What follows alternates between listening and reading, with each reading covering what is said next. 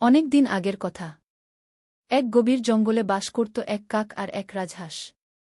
কাকটা ছিল খুব চালাক আর চঞ্চল, আর রাজহাঁসটা ছিল শান্ত আর ধীরস্থির। তাদের স্বভাব ভিন্ন হলেও তাদের মধ্যে ছিল গভীর বন্ধুত্ব।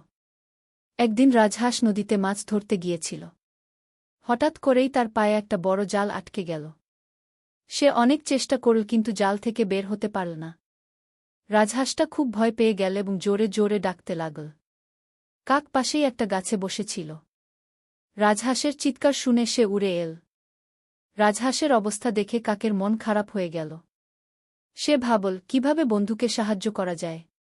কাক তখন তার বুদ্ধি খাটিয়ে একটা পরিকল্পনা করল। সে দ্রুত উড়ে গিয়ে আশেপাশে যত তীক্ষ্ণ নুড়ি পাথর ছিল সেগুলো সংগ্রহ করে আনল। এরপর সে রাজহাঁসকে বলল, বন্ধু, আমি নুড়ি পাথরগুলো তোমার জালের উপর ফেলব। তুমি তোমার ঠোঁট দিয়ে সেগুলো ধরবে এবং জালটা ছিঁড়ে ফেলার চেষ্টা করবে গিয়ে।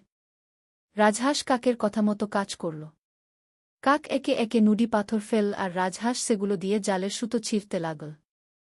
অনেক চেষ্টার পর অবশেষে জালটা ছিঁড়ে গেল এবং রাজহাঁস মুক্তি পেল। রাজহাঁস খুব খুশি হল এবং কাককে ধন্যবাদ জানাল। কাক বলল, বন্ধু বিপদে বন্ধুর পাশে দাঁড়ানোই তো আসল বন্ধুত্ব। সেই দিন থেকে কাক আর রাজহাঁসের বন্ধুত্ব আরও গভীর হল। তারা সুখে দুঃখে সবসময় একে অপরের পাশে থাকত। তাদের বন্ধুত্ব দেখে বনের অন্য প্রাণীরাও খুব প্রশংসা করত।